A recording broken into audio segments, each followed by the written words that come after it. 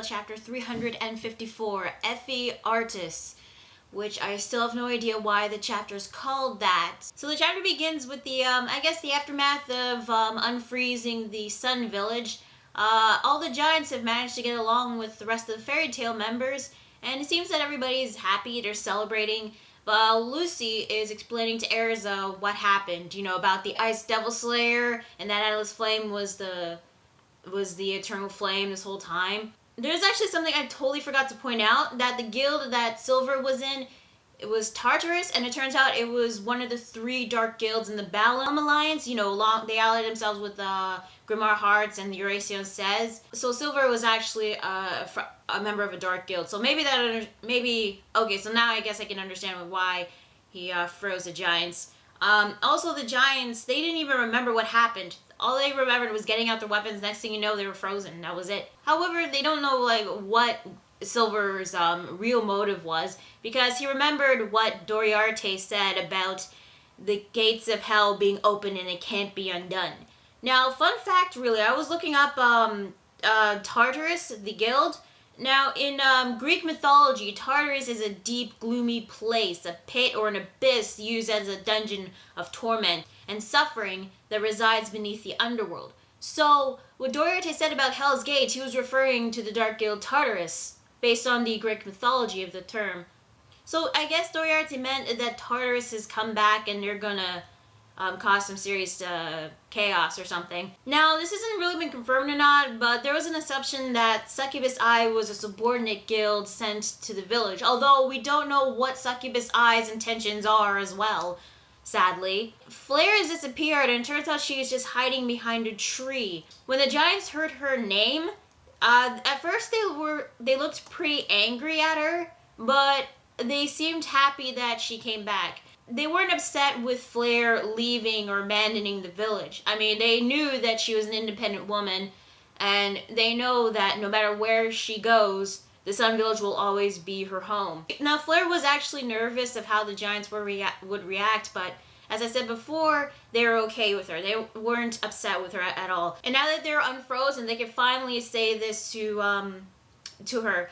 Welcome home, daughter. Or I guess in Japanese, they would say, Okari nasai, Flare, or something like that. Okari, or something like that. Flare then starts to cry, and she tearfully says, Tadaima, or I'm back. Now, it was actually a nice moment, but then it was kind of ruined with, hell no!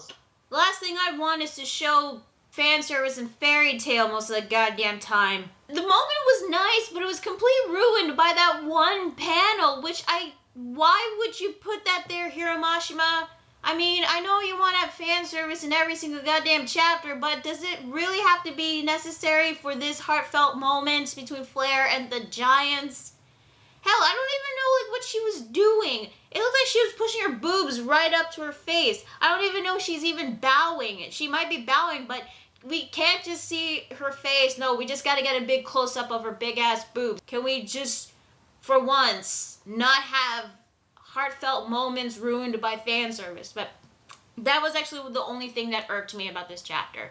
Everybody's all happy. They decided to celebrate over a job well done for the rest of the day. They decided not to think about Minerva, Succubus Eye, the Demon Slayer, dark magic from the Book of Zareth, and Tartarus. So then we cut to this mountain range where we see this, what looks like this forest under the mountains. And we see the guild headquarters of Succubus Eye. Minerva has come back after the supposedly failed mission, whatever the hell the mission was. And it looked like somebody wrecked the place. You know, tables, chairs broken, tossed over. But the thing that caught her eye was black paper like dolls on the floor. She has no idea what this is. But then there was a woman who came out from the shadows. How do I know this is a woman? Because we get a panel of her ass. Yeah. She tells Minerva that those paper dolls were actually people. Her magic strengthens people. However, those who are too weak and not worthy of her reinforcement will be turned into that form, all of them. She introduces herself as Kyoka Ray Satan, another member of Tartaros, but also another member of the 9 demon gates, the Kyukimon, which, and from her appearance, she looks like, what I describe her as either one of those demon siren harpy things from Devilman, if she got a hold of what looked like Griffith's helmet during the eclipse thing. That or a harpy lady from Yu-Gi-Oh! with Griffith's helmet thing, but she has ears. I don't know, that's all I can friggin' describe her, because she looks like this harpy demon with bird feet and bird claws. Which I have a question. If she is kind of a demon, why the hell do they have a devil slayer in their guild if devil slayers are meant to kill demons? If Kyoka is a demon, hell, Doriarte is a demon. Unless this has got something to do with the Book of Zeraf. Maybe they're a human that turned into these things. I don't know. Then again, we don't know a lot about Silver, so it still begs the question whether he's truly evil or not. But then again, he's part of a dark guild, Tartarus, so yeah. So Minerva assumed that everybody changed into these paper doll things was because the Sun Village was taken back, but Kyoka had no idea about that. So then Minerva assumed that Silver took over the village on his own whim.